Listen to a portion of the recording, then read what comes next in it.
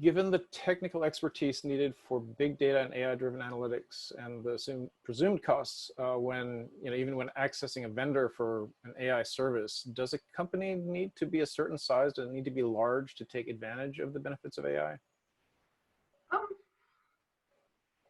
I probably don't think so, because I'm in the business of putting capital into teams that are really small, like 3 to 5 people, and are building AI-powered solutions.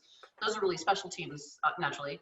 But I think that if you're trying to build an AI solution at home, I think you probably need a critical mass, depending on the problem, you probably need a critical mass of data.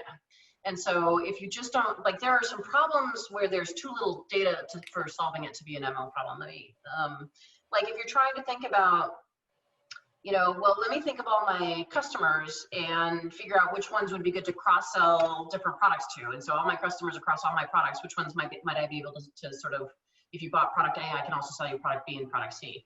I would say that if you only have hundreds or thousands of customers, you may not have enough data for AI to answer that question. That may just be that you need to do some statistical analysis, but keep selling. Whereas, certainly if you're a very large company who, does, many hundreds of thousands of transactions, your chances are really good that you can get some pretty deep insight into that.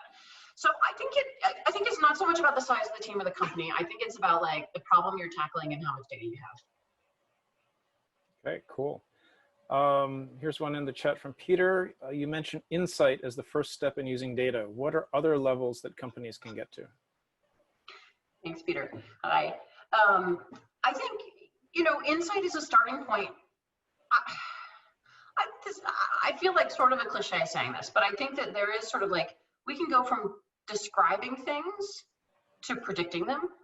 And then we can go, once we can predict things, then maybe we can predict many possibilities and sort of have a point of view about which one is best. And so then we can go from prediction to prescription or to recommendation.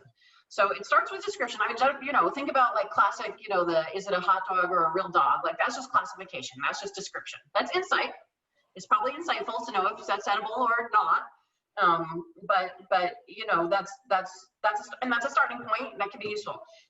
But I think that it starts to get super interesting, and not just like cheaper and faster than other ways, but like the only way to solve a problem once we're in the territory of predicting and prescribing.